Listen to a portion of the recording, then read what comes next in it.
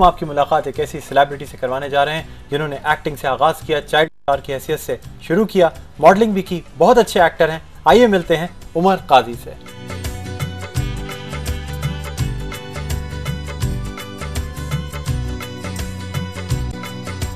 उमर, अस्सलाम वालेकुम। सबसे पहले तो हम आपको अपने इस फैमिली टाइम में वेलकम कहते हैं। वालेकुम सलाम, थैंक यू सो मच। ये कहना चाह रहा था कि मैंने एज अ लीड एक्टर जो स्टार्ट किया था वो एट द एज ऑफ 18 किया था।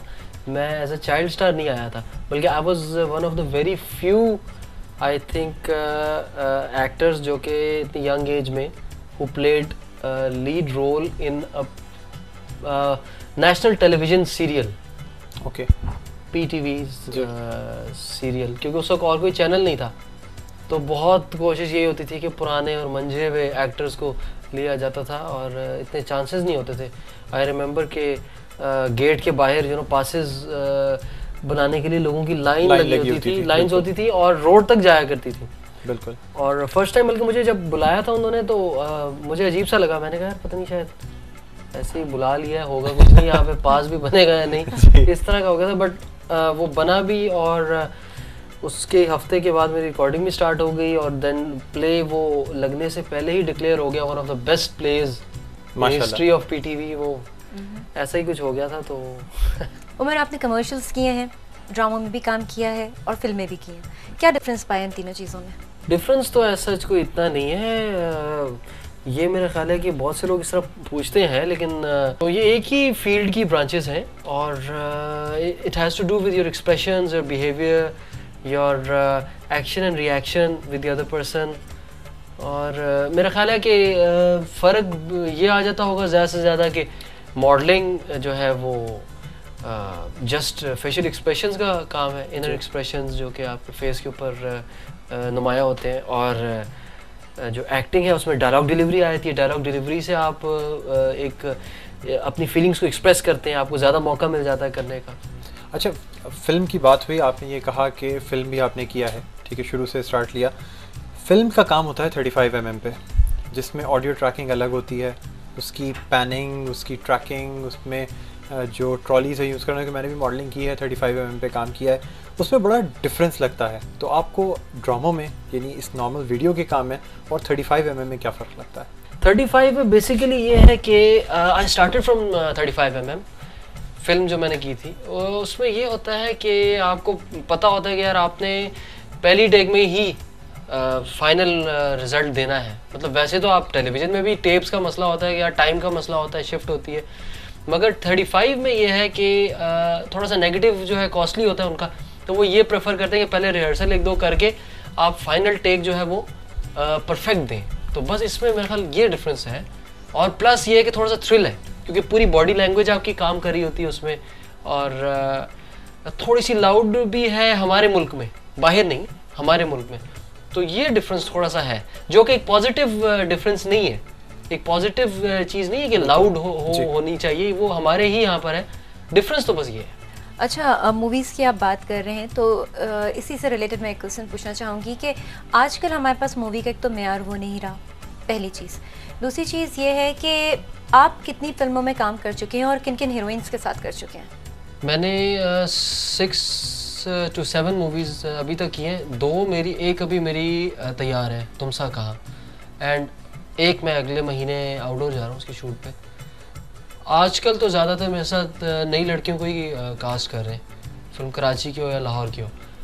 लेकिन पहले जो है निर्मा के साथ भी किया है, वीना के साथ भी किया है।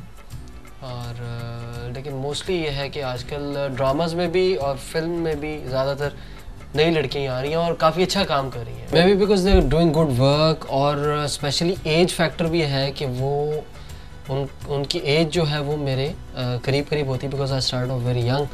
तो अभी जो है वो कुछ एक्ट्रेसेस की एज भी मेरे से ज़रा ज़्यादा लगती है, तो वो यंग को ज़्यादा कहते हैं सूटेबल हैं, तो पेयर करने के लिए वो ज़्यादा नए कास्ट कर रहे हैं।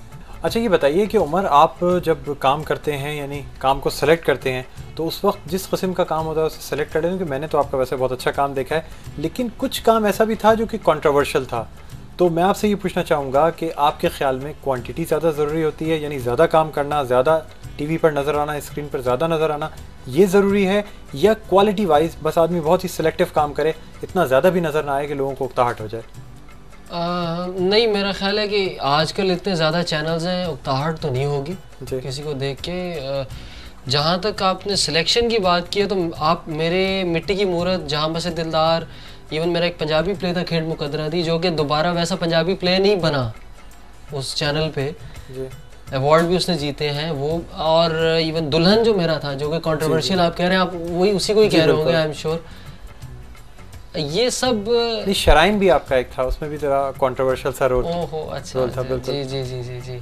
तो कहीं ऐसा तो नहीं है कि कंट्रोवर्शियल रोल्स आप इसलिए करते हैं कि बाज़ दफ़ा नाज़रीन होता ये है कि लोग अच्छे रोल्स इतना याद नहीं रखते जितना नेगेटिव चीज़ों को याद रखते हैं, और कंट्रोवर्शियल चीज़ें जल्दी मशहूर होती हैं। तो उमर कहीं ये वजह तो नहीं है आपकी कंट्रोवर्शियल रोल्स पिक करने की? वो एक्चुअली मुझे जब इन्होंने अप्रोच किया था उस प्ले के लिए, तो बल्कि अप्रोच करने से पहले मेरा दोस्त और कुछ कई ऐसे लोग हैं जो मुझे इस बारे में बताते रहते थे कि अब रोड साइड पे जाएं तो मालिशी मिलते हैं और वो पैसों के लिए कुछ भी करने से गुरेज नहीं करते। तो मैं बहुत सारी इस तरह की कहानियाँ सुन रहा था, उन्हीं दिनों मुझे ये रोल ऑफर हो गया।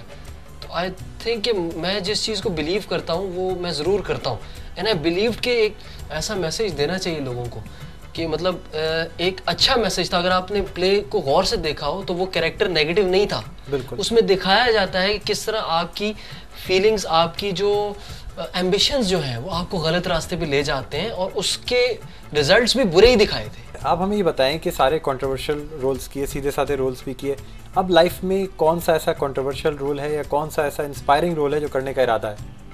वैसे मैक्सिमम जो मैंने रोल्स सोचे थे वो तो मैंने कर ही लिए, थैंक गॉड। अभी मेरी मूवी जो आ रही है तुमसा खां, उसमें मेरा बहुत अच्छा रोल है जो कि मैं सोचता था कि मैं कभी करूँगा। गिरफ्त में मैंने अपने पहले ही सीरियल में अपना ड्रीम रोल कर लिया था, लेकिन मेरा ख्याल है कि कुछ अरसे के बाद जी, या अभी भी आई वोंट माइंड, लेकिन थोड़े अरसे के बाद शायद। अभी तो मैं कैरेक्टर रोल या कोई फादरली कैरेक्टर करेंगे या क्या करेंगे? कैरेक्टर नहीं, अंधे का रोल, जैसे अल पचिनो ने उसमें किया था, सेंट ऑफ अ वुमन में। ओके ओके जी। और या एक कोई लंगड़े बंदे माजूर का रोल, वोंट माइंड। जहाँ बसे दिलदार में वैसे चलिए देखेंगे हम कि आपका कौन सा अब ऐसा रोल आता है जो हमारे व्यूअर्स जो हैं वो याद रखते हैं और आपको उस रोल से ज़्यादा आपको याद रखते हैं। जी Shagufta, thank you so much for being with us Umar, आपका बहुत बहुत शुक्रिया, आप हमारे प्रोग्राम में आए। My pleasure, thank you so much. ये थे हमारे साथ उमर काजी और ये थी हमारी आज की फैमिली टाइम की ट्रांसमिशन। हमें उम्मीद है कि आपको पसंद आई होगी और आपने ट्रांसमिशन बहुत गौर से देखी होगी। हमने आपको सवाल बता दिया, जवाब हम अभी नहीं बताएंगे क्योंकि जवाब का हमें इंतजार है आपसे। जवाब हम आपको बताएंगे नेक्स्ट संडे। जी नाज़रीन, जैसा कि शगुफ्ता ने बताया कि सवाल आपको बता दिया गया है, जवाब देना आपका काम है। एक हफ्ते तक हम आपके जवाब का इंतजार करेंगे। आप हमें SMS कर सकते हैं, ईमेल कर सकते हैं। SMS का नंबर आपके स्क्रीन पर आ रहा होगा, और अगर आपने सही जवाब दिया तो आपको हम एक लकी ड्रॉ के जरिए सरप्राइज गिफ्ट देंगे। So don't forget to watch this family time. अच्छा बुलंद, ये तो आपने बता दिया, लेकिन जाते जाते मैं अपने व्यूअर्स से एक छोटी सी बात शेयर करना चाहूँगी, और वो बात ये है कि जी चलते फिरते उठते बैठते कोशिश कीजिए कि अगर आपको कोई मुश्किल में नजर आए तो उसकी मदद करें, क्योंकि ये इंसानियत होती है और हो सकता है कि आपकी ये छोटी सी नेकी किसी के काम आ जाए। बिल्कुल, और इस बात के साथ ये भी याद रखिएगा कि आपको देखना है हर संडे फ्रॉम 9 to 11 AM हमारा प्रोग्राम फैमिली टाइम, जिसमें आप पार्टिसिपेट करेंगे और जीतेंगे गिफ्ट्स। और इसके साथ ही शगुफ्ता यास्मीन को, बुलंद इकबाल को इजाजत दीजिए। आपसे अगले हफ्ते फिर मुलाकात होगी। Have a good day. Have a good day.